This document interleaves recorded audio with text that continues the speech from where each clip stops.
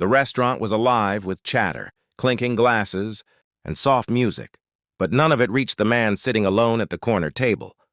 His name was Ayaan, a 32-year-old self-made millionaire who had built his empire in silence. He lost his hearing when he was 9, and the world had since become a place he watched but could never fully join. Even in a crowded room, he lived behind an invisible barrier. People admired him, respected him, even feared him, but very few truly saw him. He came to this restaurant every Friday, always choosing the same table by the window.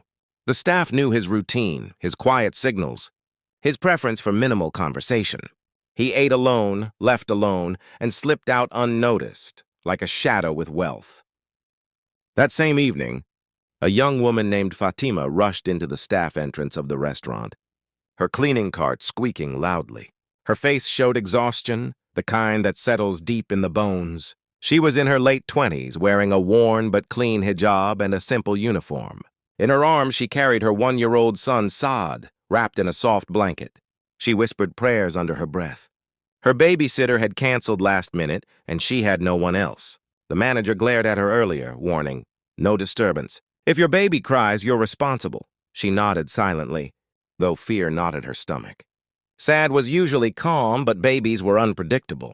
Fatima placed him gently in the cleaning cart, tucking his blanket around him before grabbing her mop and cloth. She needed this job. She needed every rupee she earned.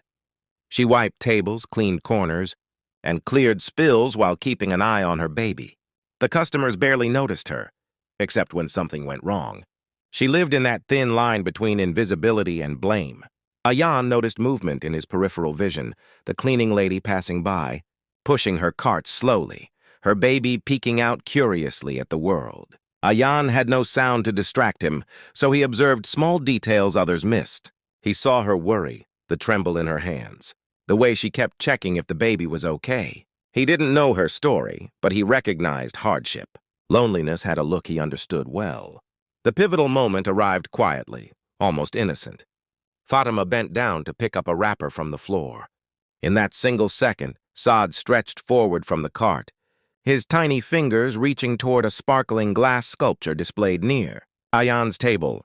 Before Fatima could react, before the manager could shout, before anyone could stop it, the sculpture tipped and crashed onto the floor. The sharp sound echoed through the restaurant, and every head turned. Fatima froze, the wrapper falling from her hand. Her heart pounded painfully.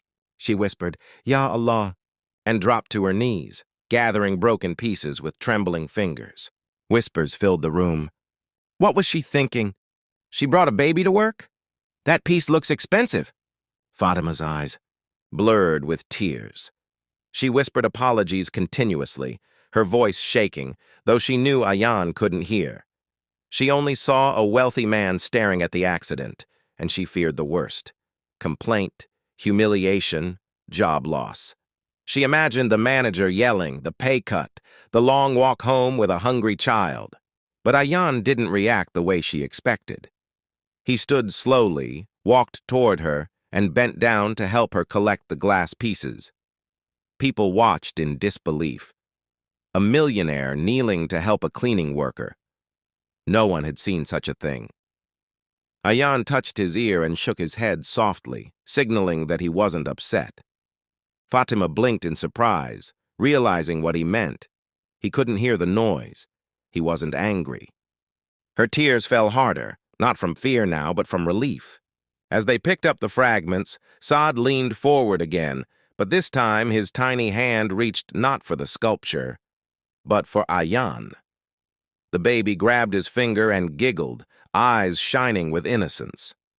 Ayaan froze, staring at the child with a mixture of shock and warmth. Babies usually avoided him, frightened by his lack of reaction to sound. But Saad smiled at him as if he were the only person in the room.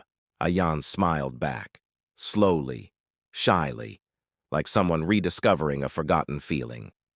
Fatima watched this silent exchange with awe. Something delicate, something powerful passed between the millionaire and her son. A connection without words. Ayaan motioned for Fatima to sit for a moment. She hesitated, scared of getting in trouble, but he insisted gently. He took out his notepad and wrote, "It's okay. Are you and your baby all right?" She read the message and nodded. "I'm so sorry," she said slowly, so he could read her lips. "I'll pay for it somehow, even if it takes a year." Ayaan shook his head firmly. He wrote again, "No, it wasn't your fault. Babies explore." Fatima swallowed hard, overwhelmed by kindness she wasn't used to. People usually looked at her with impatience, judgment, or pity, never gentleness. Saad crawled into Ayaan's lap without hesitation, pressing his small hand on the millionaire's chest right over his heart. Ayaan's breath caught. He couldn't hear the world, but in that moment he felt something he hadn't felt in a long time. Connection, safety, warmth. Fatima whispered, "He does that when he trusts someone." Ayaan looked at her with soft eyes, then wrote another message. "Let me help you. You're working too hard. You deserve more." She shook her head quickly. I don't want charity." His handwriting was steadier this time. Not charity, opportunity. By the end of the week, Fatima had a new job, working in the daycare center at Ayaan's company, earning double her previous salary, in a warm environment where her baby could stay with her safely. Her life transformed. The fear she lived with every day slowly faded. And Ayaan? His evenings changed too. He no longer dined alone. Every afternoon, Saad ran into his office with tiny arms wide, open, making Ayaan feel the world again without needing sound.